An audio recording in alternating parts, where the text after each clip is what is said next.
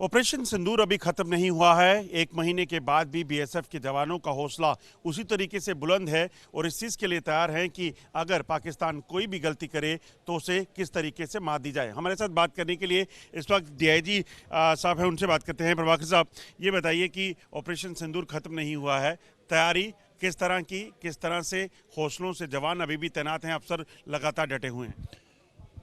सीमा सुरक्षा बल पूरी मजबूती के साथ सीमा पर तैनात है और हर चुनौती के लिए पहले से ज़्यादा कई गुना प्रतिबद्ध है, कटिबद्ध है और किसी भी प्रकार की दुश्मन की हिमाकत का मजबूती से जवाब दिया जाएगा। और ऐसा जवाब दिया जाएगा तो दशकों तक पाकिस्तान की जो सेना है, रेंजर्स है या आतंकवादी है, उनके समर्थक वो कभी नहीं भूल पाएंगे। इस वक्त जो सिचुएशन बनी हुई है सरहद पार के की क्या हरकत है? लगता है चीज़ें अभी पहले जैसी हैं या पाकिस्तान फिर से अपने टेरर लॉन्च पैड या बाकियों को एक्टिवेट कर रहा है? नहीं, पाकिस्तान ने तो कभी सपने में भी नहीं सोचा था कि सीमा सुरक्षा बल उनके पाकिस्तानी सेना और पाकिस्तानी रेंजर्स को ऐसा मुंह तोड़ जवाब देगा। वो तो सोच रहे थे कि बस ऐसे ही छोटा मोटा कोई फायर करेंगे और बच करके निकल जाएंगे। पर सीमा सुरक्षा बल का जो हौसला था, जो इरादे, बुलंद इरादे थे, और जिस तरह का अत्याचार पाकिस्तान समर्थक आतंकवादियों ने हिंदुस्तान पर करा था, हमारी अस्मिता, हमारे स्वाभिमान, भारतीय नारी की इज्जत पर जो हाथ डाला, जिस तरह सिंदूर मिटाया गया, वो बहुत बहुत ही खराब काम था। बहुत ही ज़्यादा उसके कारण मन में सबके रोष था।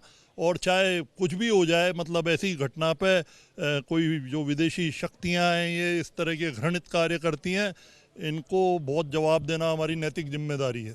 अब जब सरहद पार अब एक महीना हो गया है, अभी भी सरहद पार हरकत देखी जा रही है। पाकिस्तान ने अपने झंडे उतार लिए थे, हालत उनकी ये थी। अब कैसा माहौल पाकिस्तान में है?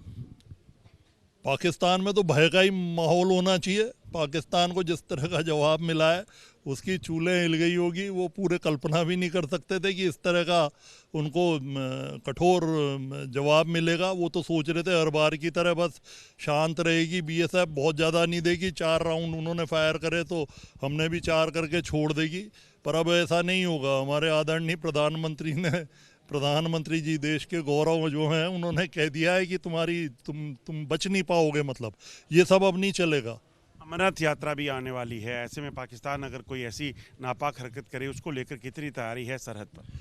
सरहद पर पूरी तैयारी है और पहले से कई गुना ज़्यादा हम सावधान हैं, पहले से ज़्यादा सतर्क हैं, पहले से ज़्यादा हम अपने जितने भी स्ट्रेटेजिकल और टैक्टिकल चुनौतियां हैं, उसका रिव्यू लगातार कर रहे हैं और पूरी सावधानी बरती जा रही है। देश की सुरक्षा, देश के नागरिकों की सुरक्षा हमारा प्रथम कर्तव्य है।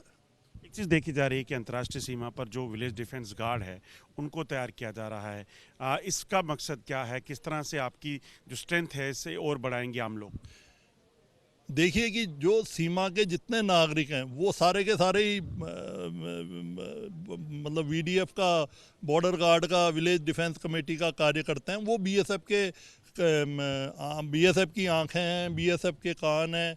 वो ही बीएसएफ को सूचना देते हैं। यदि हमारी सीमा पर रहने वाली जनता मजबूत होगी, समझदार होगी, बीएसएफ के साथ कंधे से कंधा मिला के कार्य करेगी, तो देश पे कोई भी जो नापाक निगाहें पड़ती हैं, गंदी निगाहें पड़ती हैं, उसको उठने से पहले ही ख़त्म कर दिया जाएगा। शुक्रिया हमसे बात करने के लिए। ये थे डीआईजी प्रभाकर जोशी साहब, जिन्होंने बताया कि किस तरीके से तैयारियां यहाँ की गई हैं।